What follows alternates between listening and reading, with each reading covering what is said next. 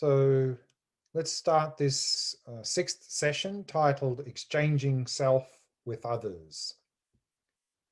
So we've seen so far in this compassion wing of practice, the foundation, cultivating these four qualities, these four immeasurables of loving kindness, compassion, empathetic joy, and equanimity.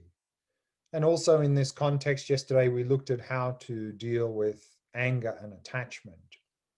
And so now in this and the next session, we're going to build on those four immeasurables using a practice or an approach called exchanging self with others, in terms of exchanging the selfish, self-centered attitude with an attitude of cherishing others.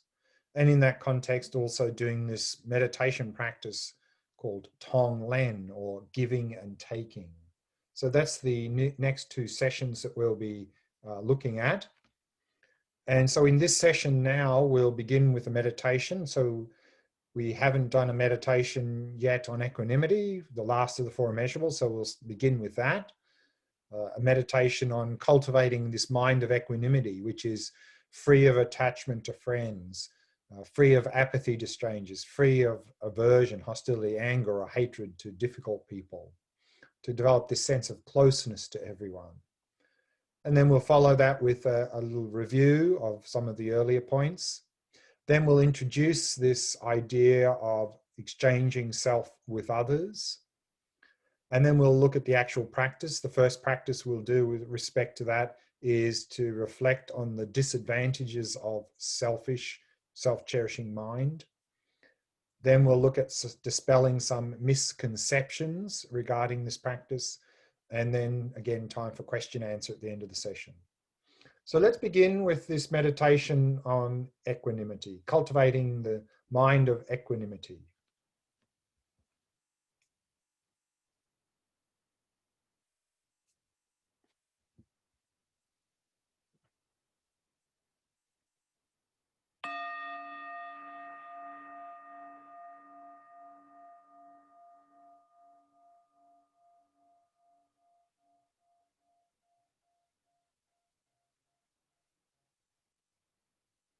We begin as always by establishing a good posture,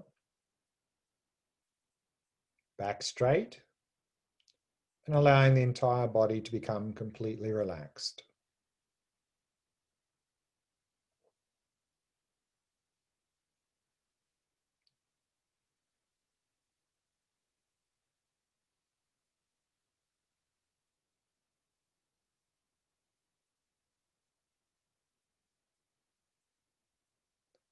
And by establishing this good posture, we can minimize the likelihood of the body causing problems, interferences during the actual meditation session.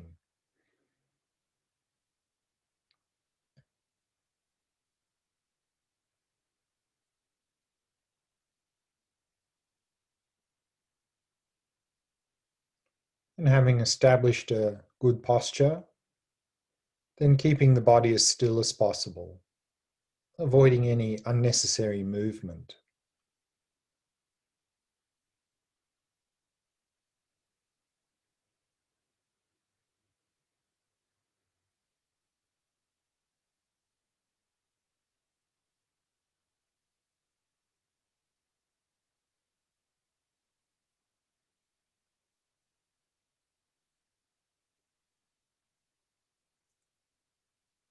Allowing the breathing to flow naturally and effortlessly.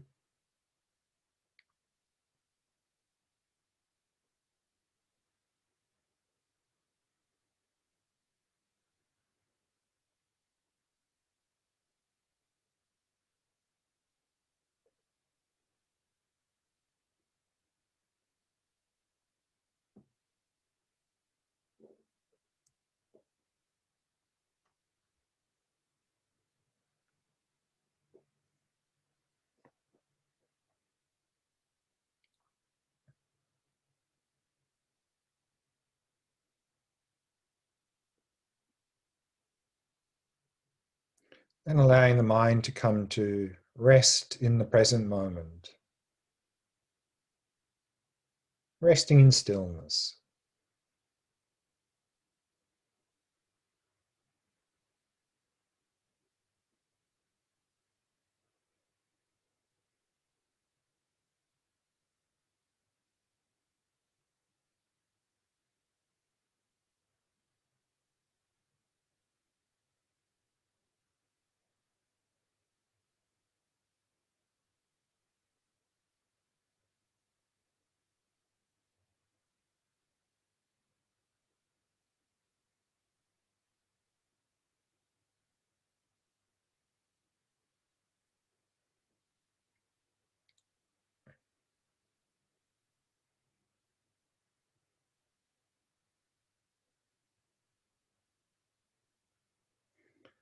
Equanimity is a mind of impartiality towards others. In other words, not having attachment to those close to us, not having aversion or hatred to those who we find difficult, and not being apathetic or indifferent to strangers. It is equanimity that allows loving kindness and compassion to expand out boundlessly.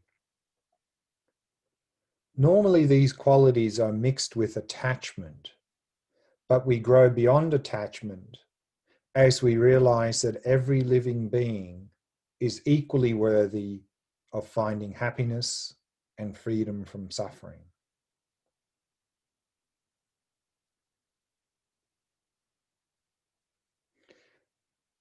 Now, first bring to mind a person who you know well, but is neither a friend nor someone who you dislike. And imagine this person very clearly in front of you.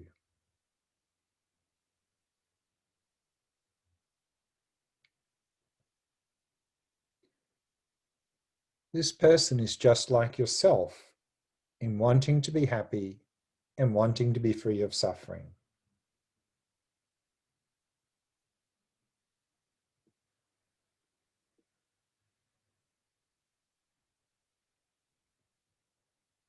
And as you focus on this person, shift your perspective and view the world through their eyes.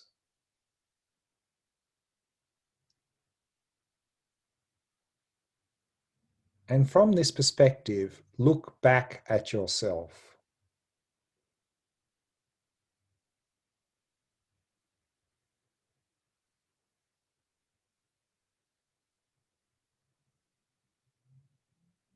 Their yearning for happiness and wish to be free of suffering is identical to your own.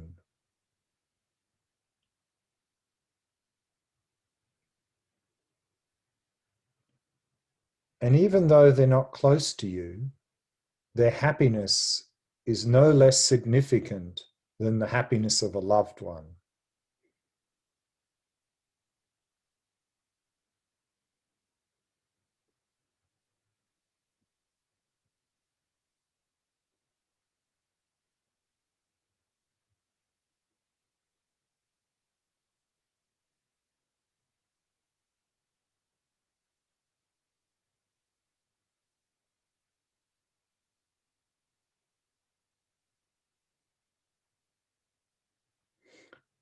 Next, bring to mind a person who you feel is crucial to your well-being, a person for whom you have both affection and attachment.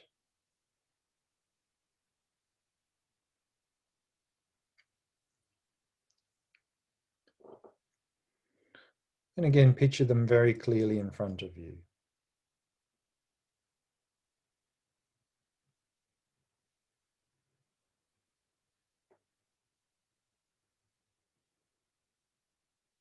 And again, shift your perspective and view the world through their eyes.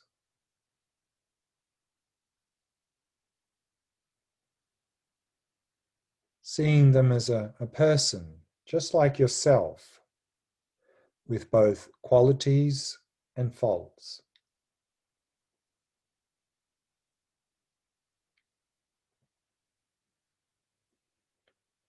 They have their own hopes, fears, and desires.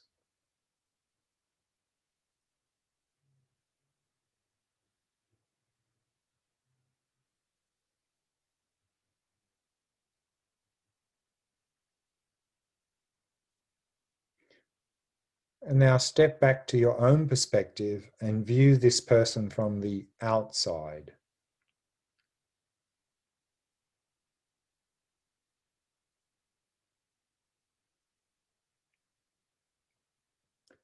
This person is not the true source of your happiness.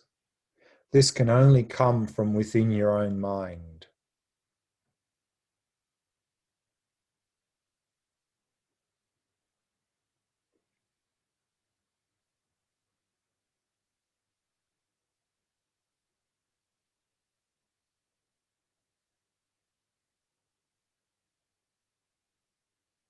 And next, bring to mind a difficult person, someone who you dislike.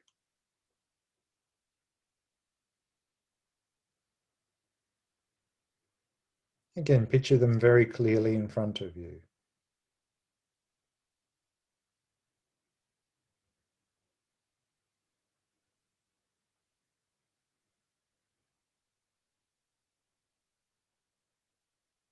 And again, shift your perspective to their perspective, being this person from the inside, experiencing their hopes and fears.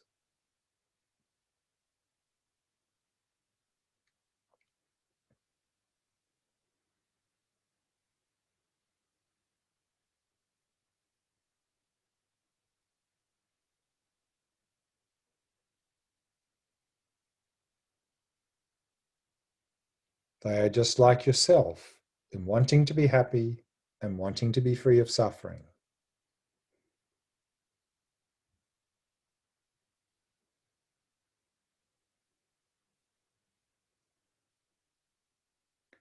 And then again, shift your perspective back to yourself and view this person from the outside.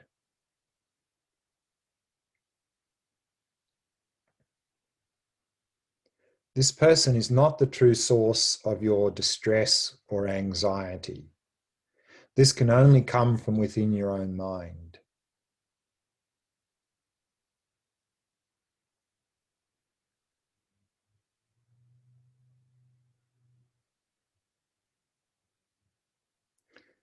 And realize that there's nothing inherent in the stranger, the loved one, or the difficult person that makes them that way.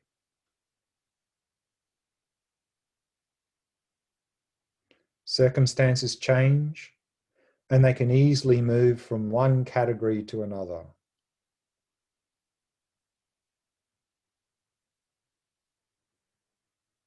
Shifting circumstances bring us together and also cause us to part.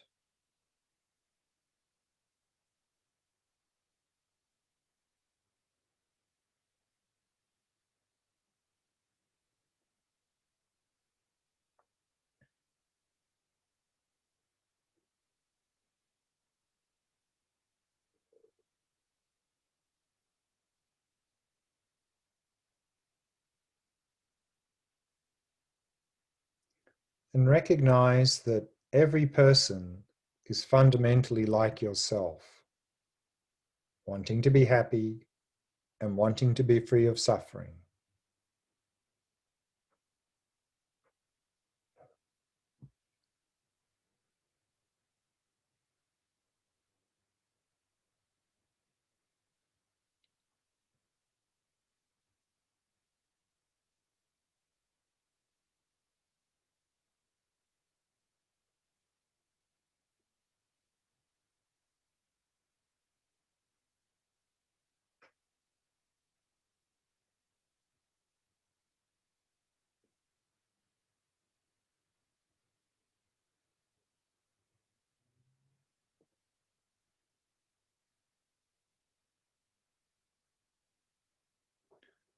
And then arouse the thought, how wonderful it would be if everyone had equanimity, free of attachment to friends, free of apathy or indifference towards strangers, and free of hostility, anger, or hatred toward difficult people.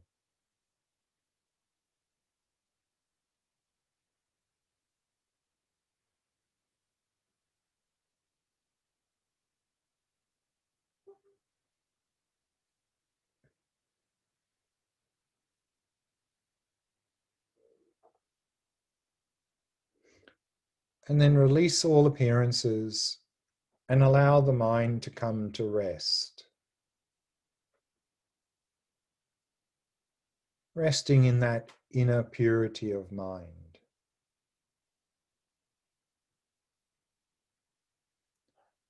which is in the nature of equanimity, free of attachment, free of indifference. free of aversion or hatred.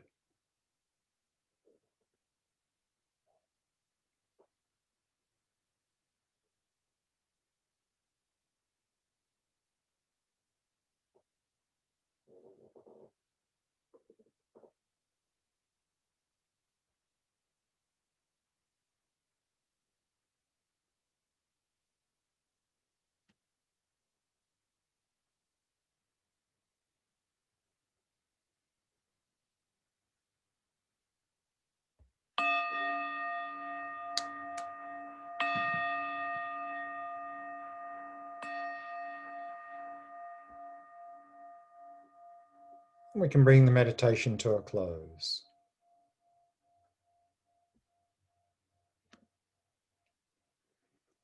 Let's begin with a short review again. As we've seen a number of times now, the two main wings of practice are wisdom and compassion. And we are looking at the compassion wing in this retreat. The wisdom wing of practice, or sometimes called Vipassana or Vipassana practice, is the topic for the next two retreats, where we'll be looking at the foundation level first of the three marks of existence, and in the last retreat, this wisdom of emptiness. And we've seen here in the compassion wing of practice that the foundation level, we are cultivating these four qualities, these four immeasurables. And often it's presented here in this form we see in this 4-line verse that we can contemplate by reciting these 4 lines. And in the last session, we looked at the last 2 of those 4 immeasurables, empathetic joy and equanimity. Empathetic joy is, again, Sanskrit and Pali is mudita. It's this wish or aspiration for ourselves and others never to be separated from happiness. It's really a focusing on the positive aspects of ourselves and others. And it really helps, very much helps to provide a balanced view of ourselves and others. Very much helps also to overcome any jealousy or envy. And when we're focusing on the positive aspects of ourselves and others, then to avoid the cognitive fusion. We saw there that when we're focusing on the negative aspects of ourselves and others and we do cognitive fusion, that will result in attacking other people, attacking ourselves, getting angry and so forth. And similarly here, if we are focusing on ourselves and others in terms of positive aspects and we do cognitive fusion, then we will end up praising others or praising ourselves. And then there's a high probability that it'll just become a bit of an ego trip and we'll get big-headed. So rather to avoid that cognitive fusion, which is a false perspective, and rather praise others' behavior, praise our own behavior, is a valid perspective. And then equanimity, we saw there in peksha, in Sanskrit, or pekka in Pali. Again, the wish or aspiration for ourselves and others to be in that equanimity, which is free from attachment, free from those close to us, free from aversion for those far from us, the so-called enemy, but also free of indifference or apathy to strangers. And now, of course, we tend to have that biased attitude because we tend to have this perspective of how the situation affects us. It seems like the source of suffering and happiness is outside of ourselves. And so therefore we end up with attachment to friends because they seem to be the source of our happiness. We end up with aversion to difficult people because they seem to be the source of our suffering. And we often end up with an apathy or indifference to strangers because they don't seem to affect us in any way. And it's this mind of equanimity that really enables us to be able to expand out those qualities of loving kindness, compassion, empathetic joy boundlessly to all living beings. In other words, immeasurable living beings. And we saw there that with each of these 4 immeasurables, they have what's called a near enemy. The near enemy is a little bit like, someone who's in our camp pretending to be one of us, but actually is undermining. So that would be like a little, like a, what do you call it? Not a spy, I can't remember the term now, but someone who's basically pretending to be one of us, but actually is working for the opposition. So that's what the near enemy is. It's something that seems to be that quality, but is actually undermining that quality. And we saw there that the four immeasurables can help each other to overcome near enemies, that the near enemy of loving kindness is attachment. If we find our loving kindness is degenerating into attachment, reflect on equanimity. If equanimity is degenerating into indifference, cultivate compassion. If compassion is degenerating into simply a sense of despair, focus on empathetic joy, the positives. If empathetic joy is degenerating into simply meaningless rejoicing, focus on loving kindness.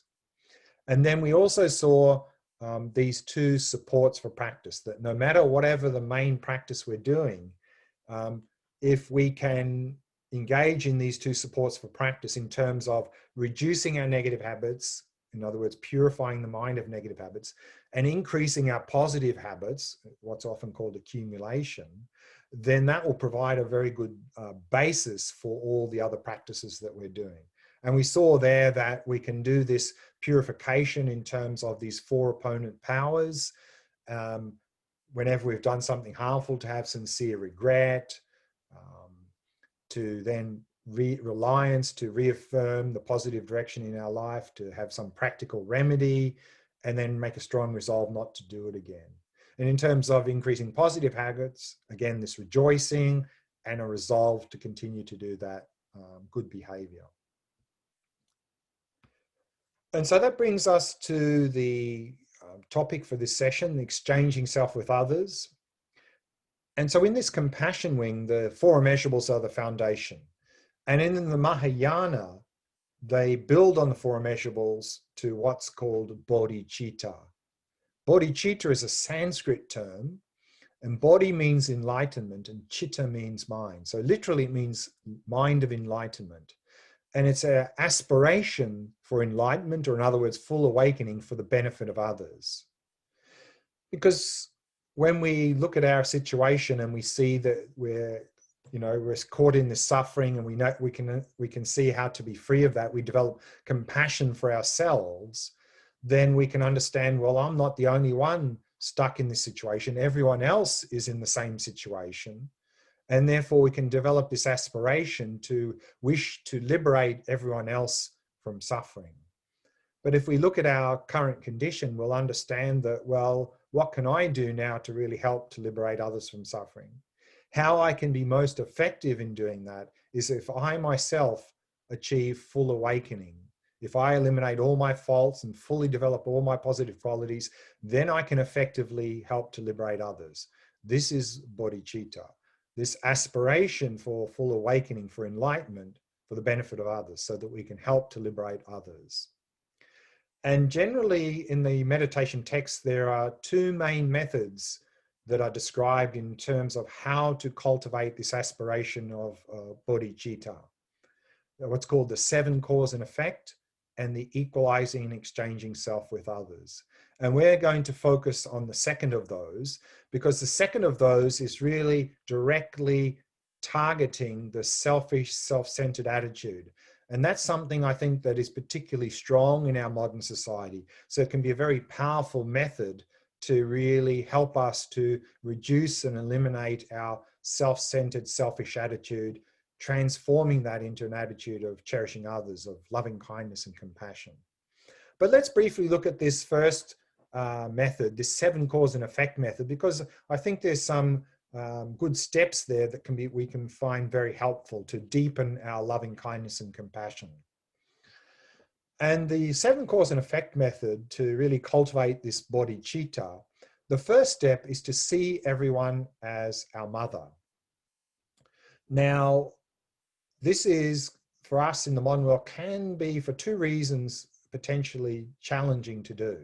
Because the reasoning behind this first step, how we can achieve this, is to understand that in this life, we have a mother, and then in a previous life, we had a mother, and we keep going back and back and back, and we can understand everyone at some point or other has been our mother.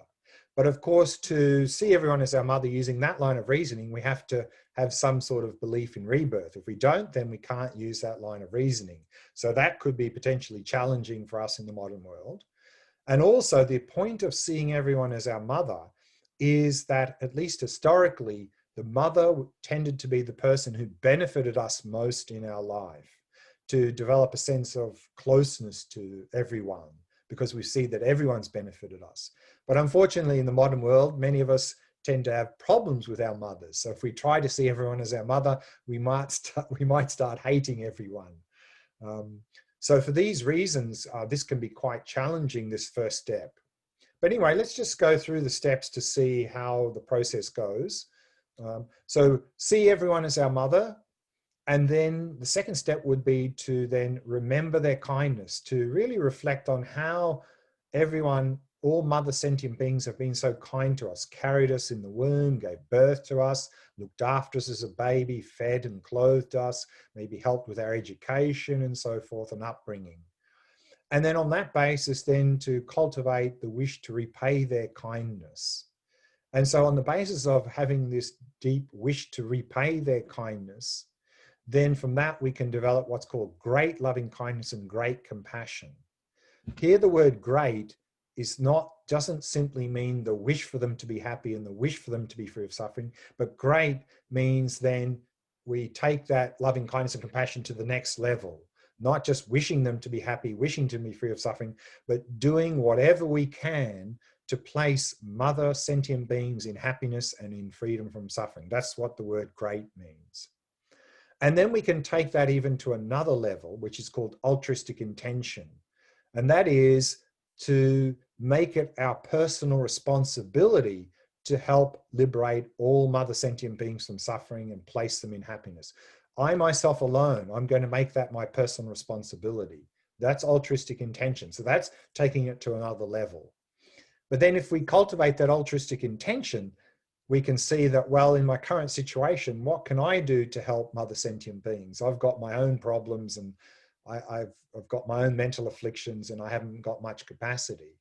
And so then we can see, well, how I can most effectively implement that altruistic intention is if I myself fully develop myself, achieve full awakening, eliminate all my faults, fully develop my positive qualities, then I can really help liberate others from suffering. And that is bodhicitta. So there's 6 causes and 1 effect. So going through these 6 steps can help us to cultivate this aspiration of bodhicitta. But what I want to do is focus on the second approach called equalizing and exchanging self with others.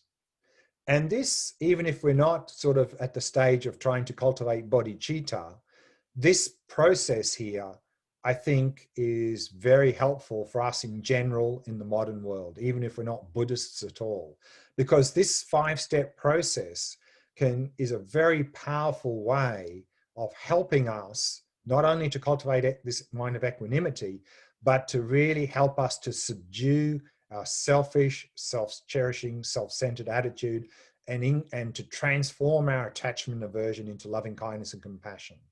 So let's have a look at this process of equalizing and exchanging self with others. And so here, what we are exchanging is the selfish, self-cherishing attitude with the attitude of cherishing others. And here, this word self-cherishing doesn't mean feeling good about ourselves. We need to feel good about ourselves. The word self-cherishing is another word for the selfish, self-centered attitude which sees my happiness as more important than the happiness of others. And I think for many of us in the modern world, this is quite dominant in our modern society. And unfortunately, in many cultures, it's actively encouraged, this idea of me first attitude, that you're the most important, look after number one. And it seems like that might give us happiness, but actually this self-cherishing, this self-centered attitude is not our friend bringing happiness, but in fact, it's our worst enemy, only bringing suffering to ourselves and those around us. And so by transforming this selfish attitude into an attitude of cherishing others, therefore we can transform our attachment and aversion into loving kindness and compassion. And to do this, it's a 5-step process. We see the 5 steps here: equalizing self with others, then reflecting on the disadvantages of self-cherishing, then reflecting on the advantages of cherishing others. Then we go to exchanging self with others. And then finally, this meditative practice called Tong Len, or giving and taking. So let's have a look at each of those 5 steps in more detail.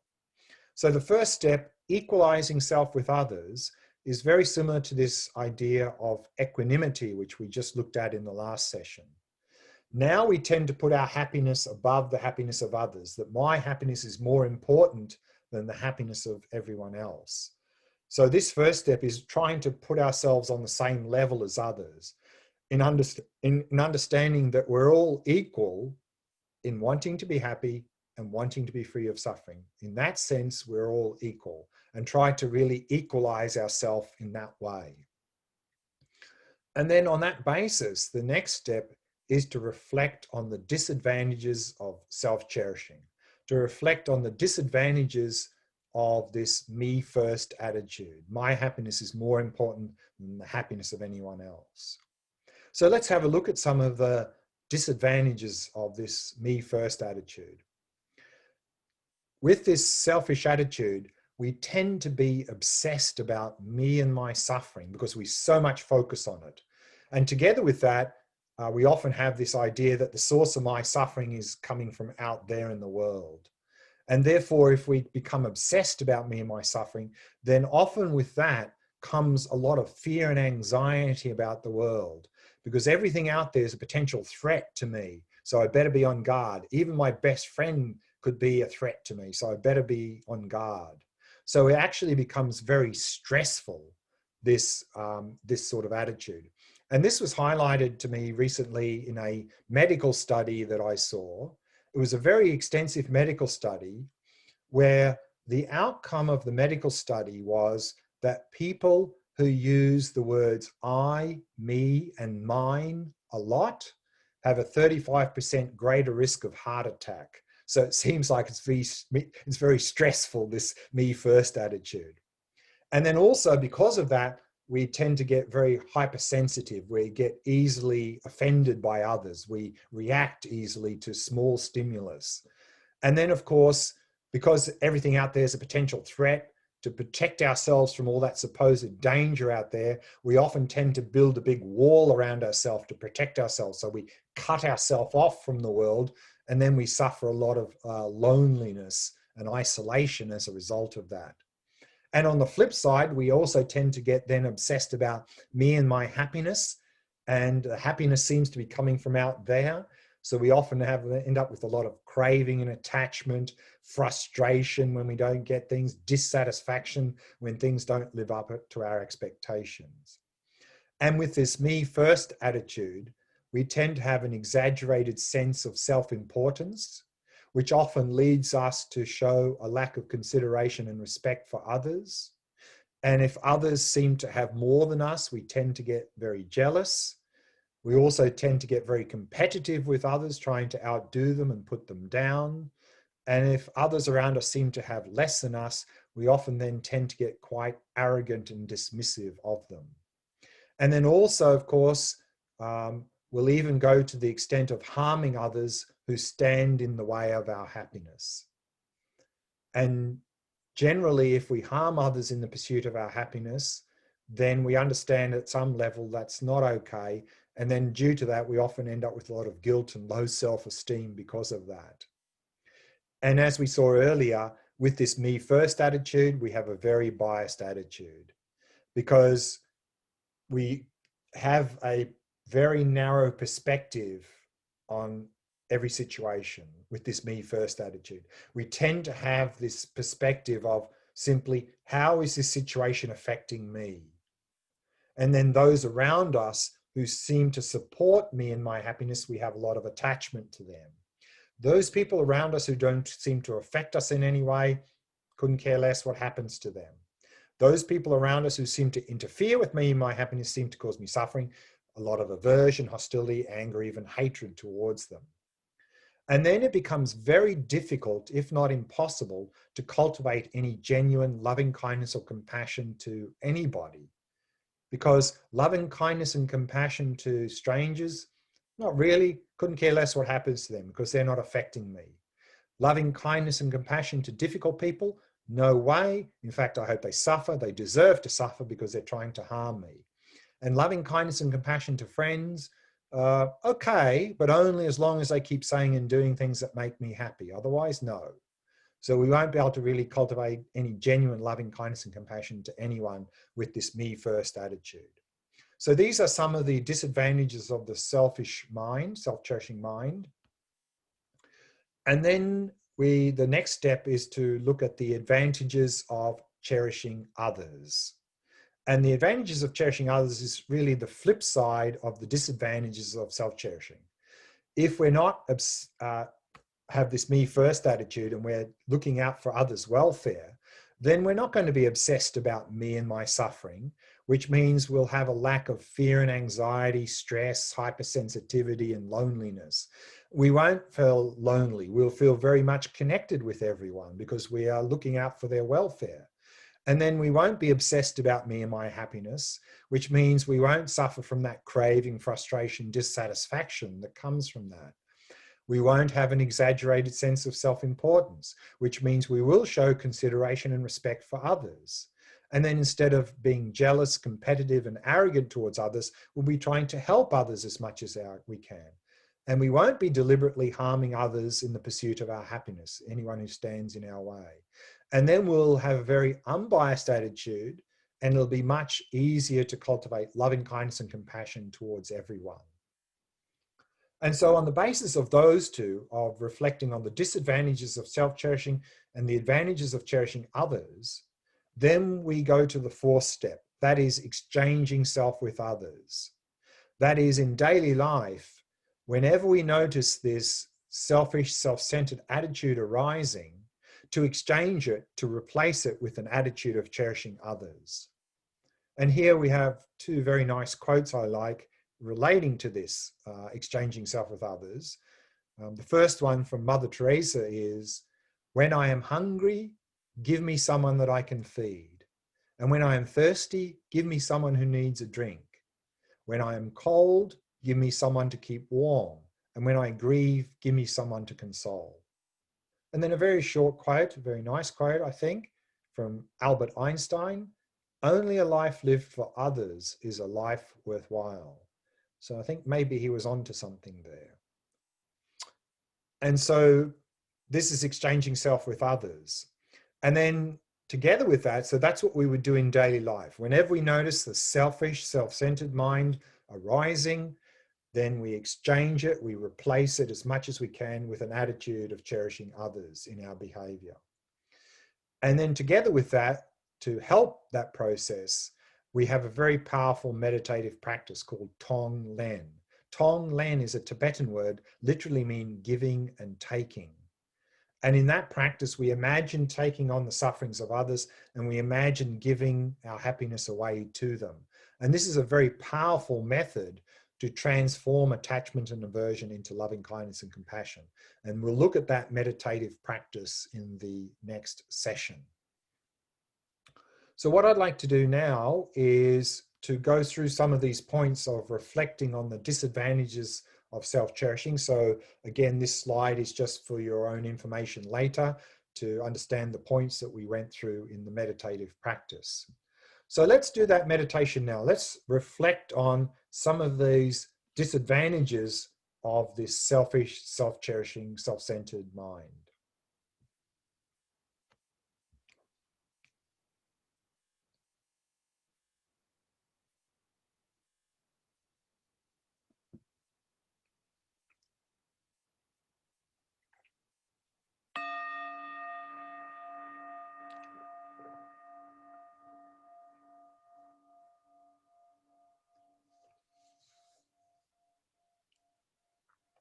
Setting the body into a state of relaxation, stillness, and vigilance.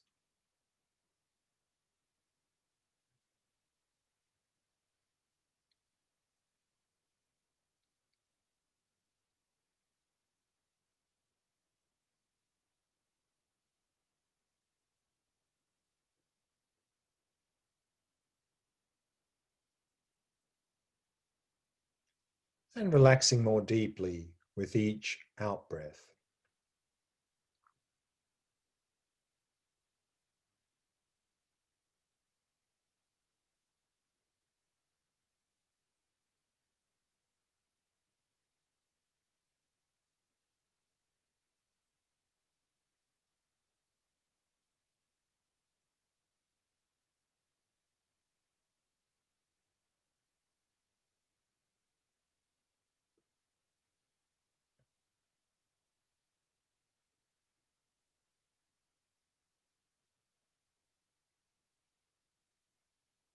And with each out-breath, letting go of any thoughts that may have arisen, happily releasing them.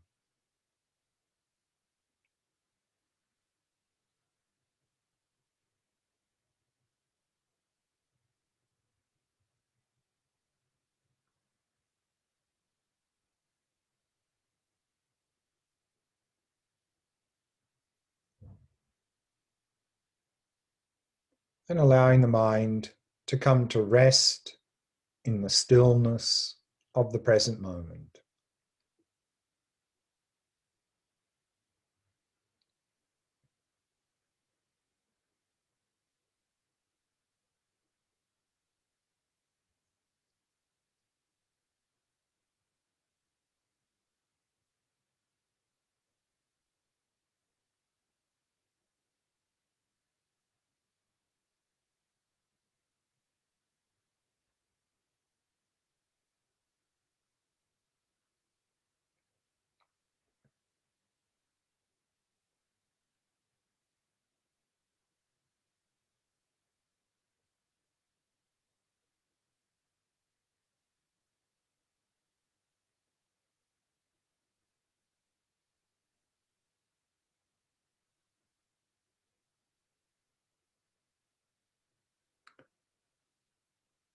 The self-cherishing attitude is the selfish, self-centered attitude, which sees our happiness is more important than the happiness of others. With this attitude, we see ourselves not only as separate from others, but also as the center of the world. Everything revolves around us, this me first attitude. So let's see how our selfish, self-centered attitude affects us and those around us. And so we can begin by reflecting on your own past experiences. So bring to mind some occasions in the past when you had this selfish, self-centered attitude. And see what effect did it have on you and those around you.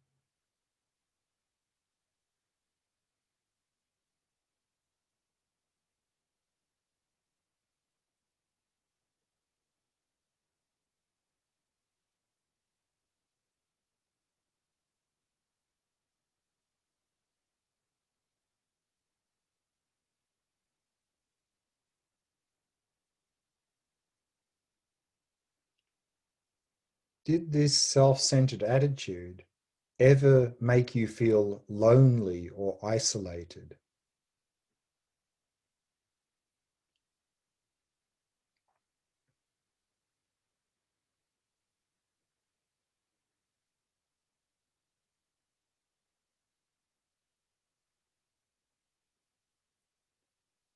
And by putting so much emphasis on our own happiness, did this self-centered attitude ever lead you to develop any fear or anxiety by seeing things around you as a potential threat to your happiness?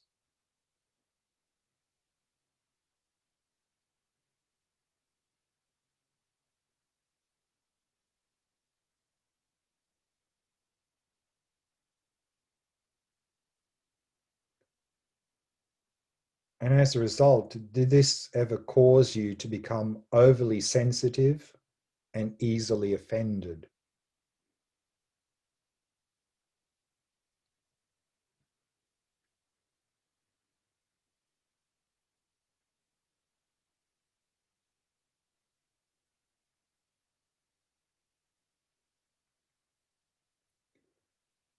And by paying so much attention to our own wants and needs, does this attitude lead you to develop any attachment or craving towards things?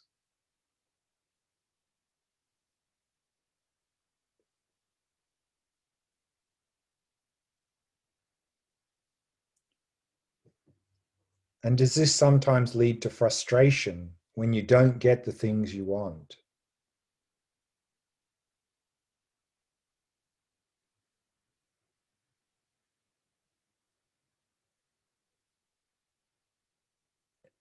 And even if you do get the things you want, do you ever are you ever really completely satisfied? Or do you simply end up craving for more?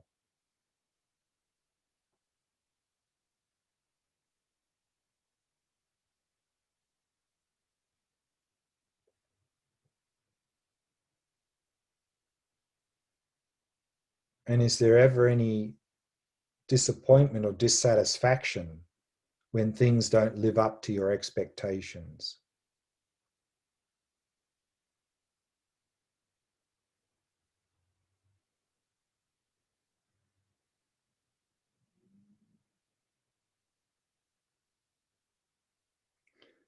And with this exaggerated sense of self-importance, did this self-centered attitude ever cause you to show a lack of consideration or respect for others?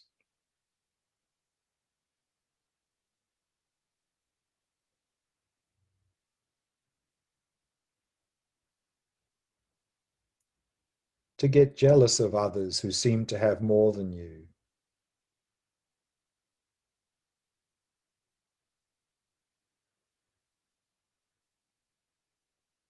To become competitive with others?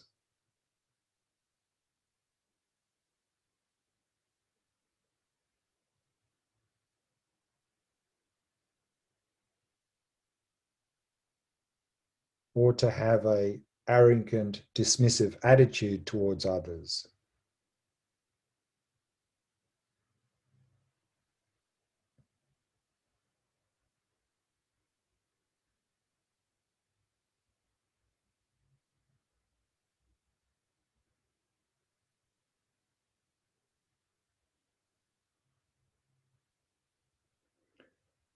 And by seeing each situation from this very narrow perspective, from the perspective of simply how does this situation affect me, does this self-centered attitude cause you to develop attachment to those who seem to support your happiness, aversion to those who seem to interfere with your happiness, and indifference towards those who don't seem to affect your happiness in any way?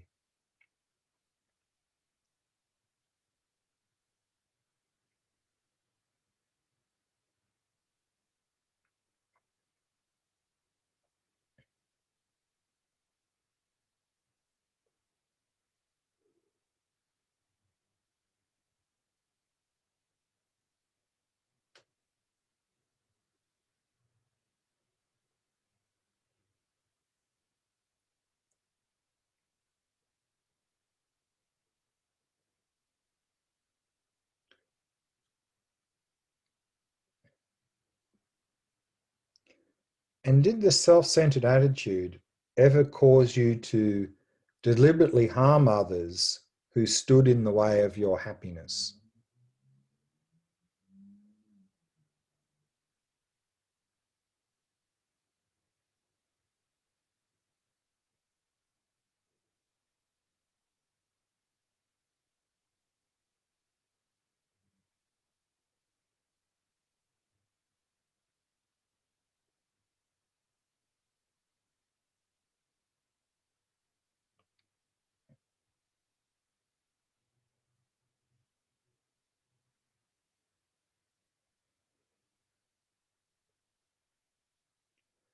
And so by reflecting in this way, we can understand that this self-centeredness is not only the basis of our conflicts with others, but it's also the basis of conflicts between all individuals, groups, and nations.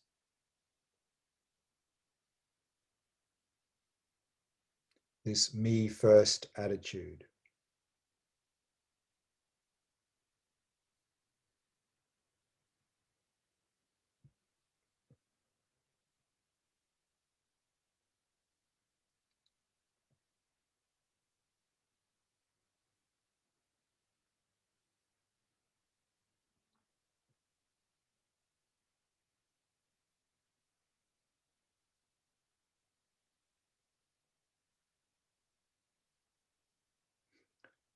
And so in conclusion, see that its self-centeredness is our real enemy, and make a strong determination to overcome it and to not let it take control of your mind.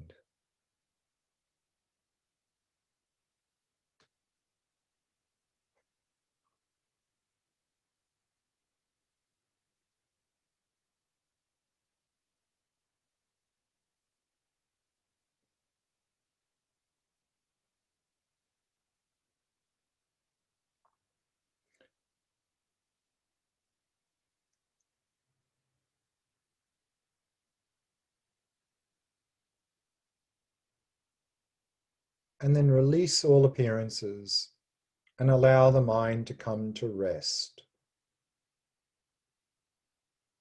in this inner purity of mind.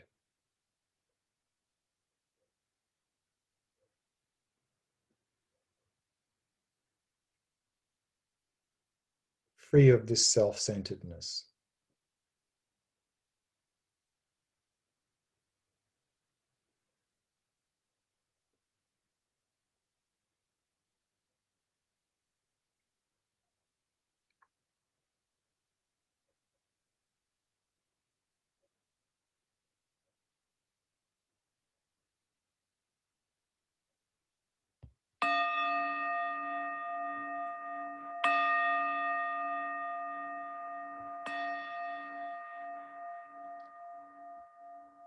And we can bring the meditation to a close.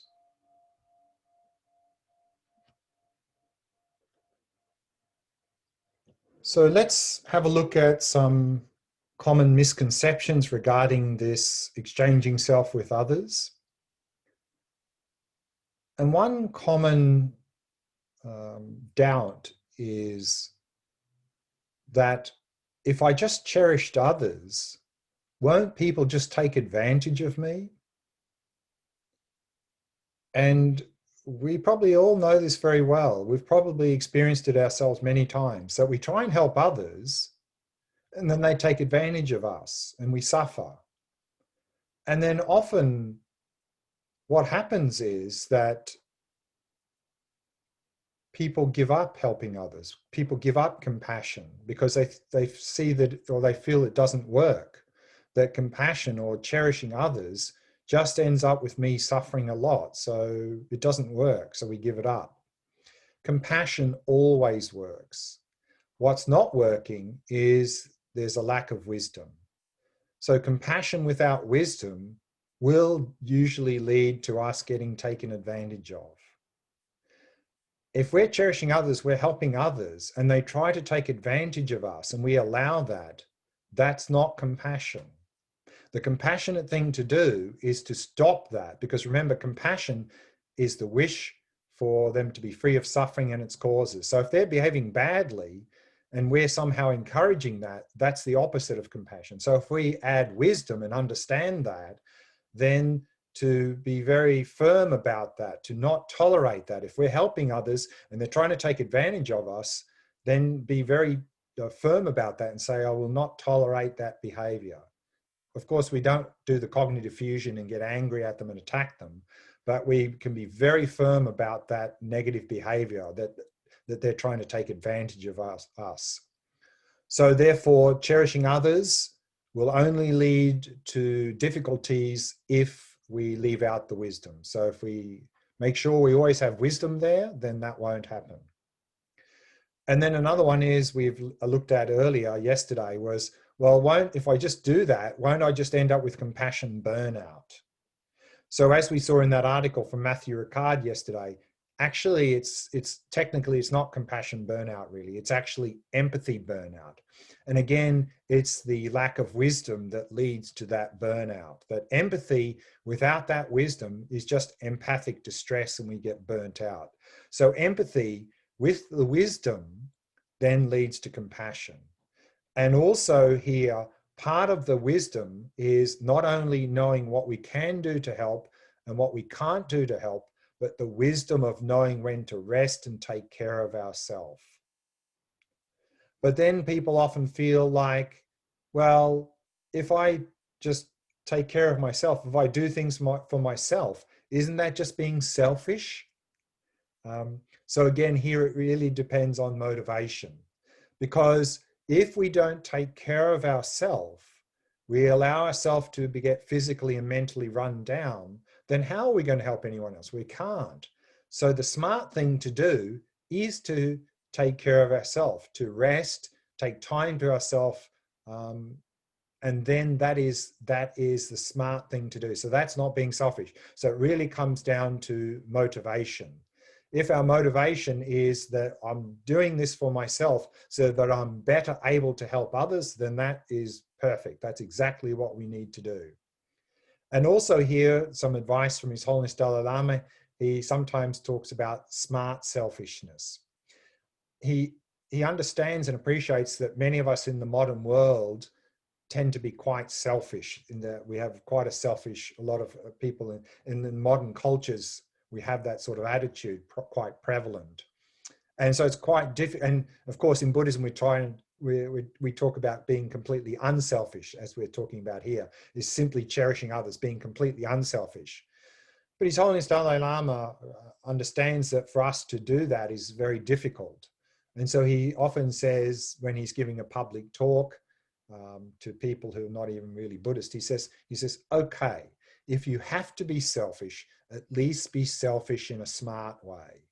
Now we're selfish in a dumb way, in terms of harming others in the pursuit of our happiness. That's dumb selfishness, because if we harm others in the pursuit of our happiness, generally they just harm us back. Smart selfishness is understanding that, well, my happiness is a little bit dependent on the people around me. So if I help them, they're more likely to help me. So that's smart selfishness. And so that's where we start. So therefore, in terms of exchanging self with others, what we don't want to do, and unfortunately that's what sometimes people do, is when they go to help others and they're trying to do a good thing, but they notice they're doing it for a little bit of a selfish motivation. Maybe they're hoping to get something in return, or hoping to get acknowledged as being a wonderful person or something. They go, okay, I'm not going to do it because I'm being selfish. So that's not a very practical approach, because for us at our level, I think it would be quite difficult to be completely unselfish in our behavior in helping others. At least we would have the expectation of them saying thank you for what we did. So rather, the practical way to this exchange self with others is, if we're trying to help someone and we notice that selfish motivation, then exchange or replace that as much as possible with an attitude of cherishing others, but still do that positive action, even if there's still some selfishness there. And what you will find is that even if you begin to help others with a little bit of a selfish motivation, then and you keep doing that and try to reduce that as much as possible, what you'll find is over time, the joy you get from merely helping others will far outweigh any joy of hoping to get anything in return. So you'll find that over time you get less and less selfish. So that's a practical way to overcome this, to exchange self-cherishing with cherishing others. And so this is a little bit what I call, it's a bit more ego-friendly. Because initially, and I'm using here ego in the sense of this me first attitude, is that if we're going to help others without expecting anything in return, then our ego is going to go, I'm not going to do that. I'm not getting anything out of it. No way am I going to do that. So it's going to be a struggle to overcome our ego to this me first attitude. Whereas if we're doing something and we're hoping to get something in return, then the ego goes, yeah, you can do that. I'm going to get something out of it. So that's a little bit more ego friendly. So what we're doing is we're sneaking up on the ego instead of trying to tackle the ego head on, which is quite challenging, is that we're trying to be a bit ego friendly. Yes, I'm going to get something in return, but all the while we're cutting the ego slowly. So that's can be a more practical approach than trying to do it head on. Okay, so that's some advice for having to overcome misconceptions. So we've got still a little bit of time left for question answer. So if anyone has any questions, then ask away.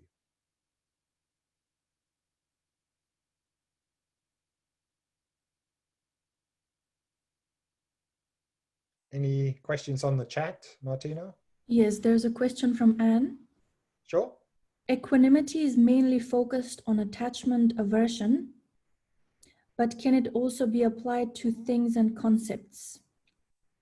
Yeah, here in the four measurables, it's specifically with respect to other people, but we can, of course, across the board, we're talking about not having attachment to things or aversion to things as well. Yes, I mean, you can apply the same idea in terms of overcoming an attachment and aversion to things. But here, equanimity is specifically talking about with respect to attitude towards other people. But yes, we can also, of course, we want to be able to overcome attachment to pleasant things and aversion to unpleasant things. Yes.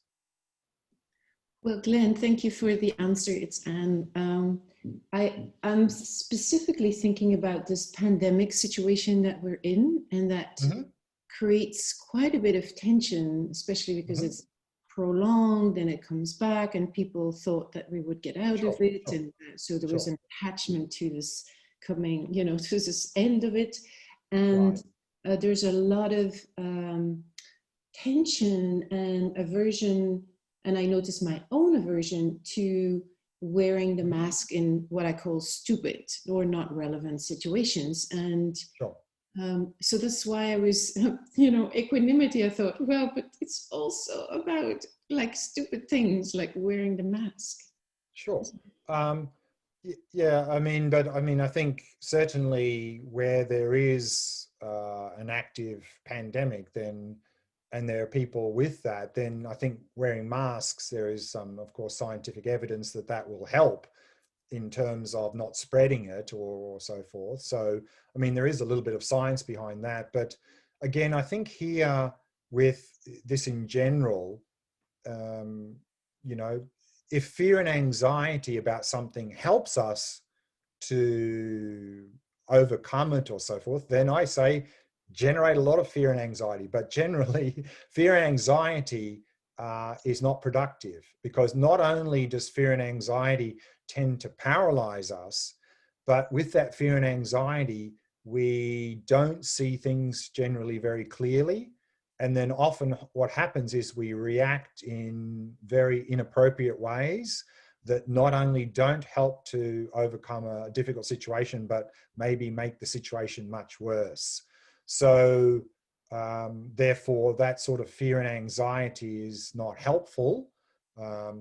of course, that doesn't mean we're not cautious or take precautions in these sort of situations. Yes, but having that fear and anxiety is not going to be helpful in terms of overcoming any difficulties. So we can just sort of let go of that. And, you know, similar to that, there's a very good advice from this great Indian master, Shantideva. He says, you know, if a situation can be remedied, why get upset? Just fix it. And if a situation cannot be remedied, what's the point in getting upset? It doesn't help. So either if we can do something about it, we do that. If we can't do something about it, then no point in having getting upset or having fear and anxiety. It doesn't help the situation at all. So sort of very practical advice, I think, from Shantideva there. Thank you, Glenn. Sure. I think we've still got time for one or two more questions. Any more chat questions, Martina, or? Not from the chat, no. Okay. Does anyone else have any questions? We've still got another 5 minutes or so before before lunchtime.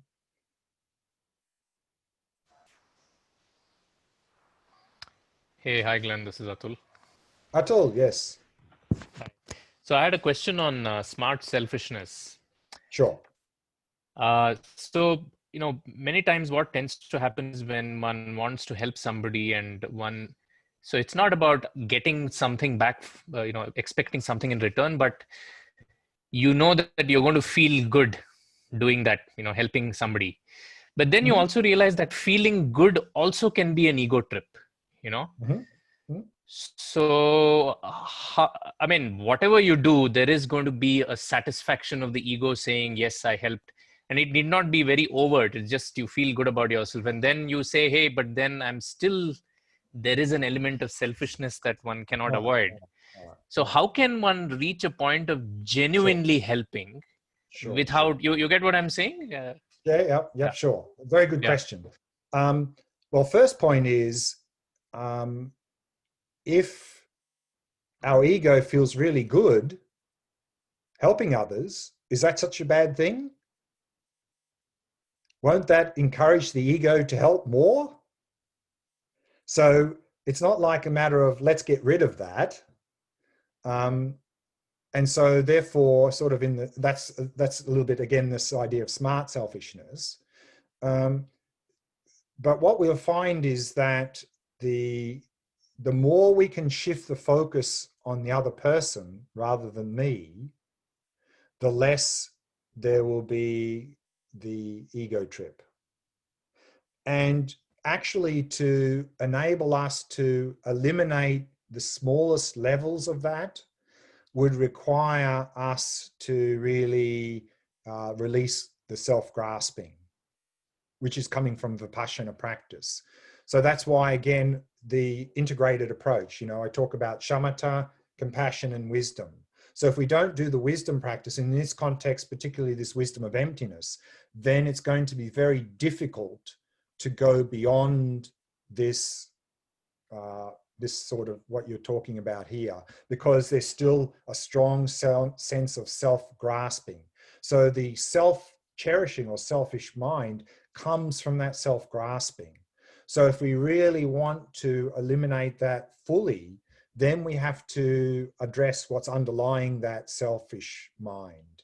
So we can address the selfish mind directly, which is what we've been looking at here in terms of the compassion side of the practice, but also we need to be cutting the roots of that selfish mind, which is the self-grasping mind, which is through the Vipassana practice, the wisdom practice. So you'll find that two things. One, in the compassion wing, if we can just shift the emphasis more onto the other person, is just focus on the other person and what we can do to help that person, rather than what am I going to get out of it? Rather, how can we help that person? So that's going to shift that a little bit, and that'll be less ego trip then. But at the same time, then to start cutting that through the wisdom practice, Vipassana practice of emptiness. And so if we do those two things together, that's going to be the most effective. Yeah, thanks, Glenn. Helpful. Yeah. Sure. Thanks, Atul. I think we've got time for maybe one more question if anyone has, before we break for lunch.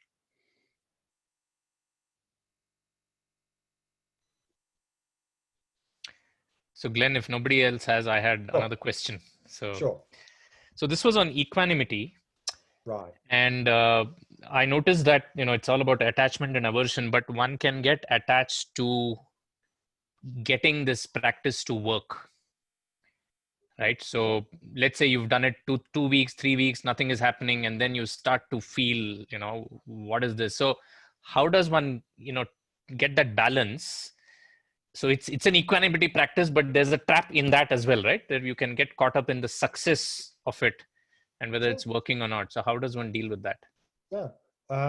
So again, we can get attached to anything. We can get attached to everything, including the outcomes, that I hope I get that outcome or we expect that outcome. So I think here it's, again, a couple of things we can do is then just to watch that when it arises and don't feed it. So if we notice that coming up, just watch it and let it go as much as possible. So that's just the sort of the mindfulness approach. Also, what we can do is, in terms of the vipassana practice, the emptiness practice, is release that grasping, because this is coming from the grasping, because all these mental afflictions, is craving, attachment, and so forth, is really also coming from the self-grasping mind. So if we can really put some work into the vipassana practice to release that grasping, that's also going to be very helpful in releasing that attachment. And to of course, in the initial stages we looked at earlier, is to understand that craving and attachment for an outcome or for a goal is actually interfering with our progress to the goal. And if we understand that that's not helpful, then we can start to let go of that. As long as we feel that I need to have that attachment or craving for it to move to it, then we're stuck. So if we understand that that's not helpful at all, we can just start to let it go, let it go, let it go. Okay? Sure. Thanks, Glenn. Yeah. Okay. Thanks, Atul.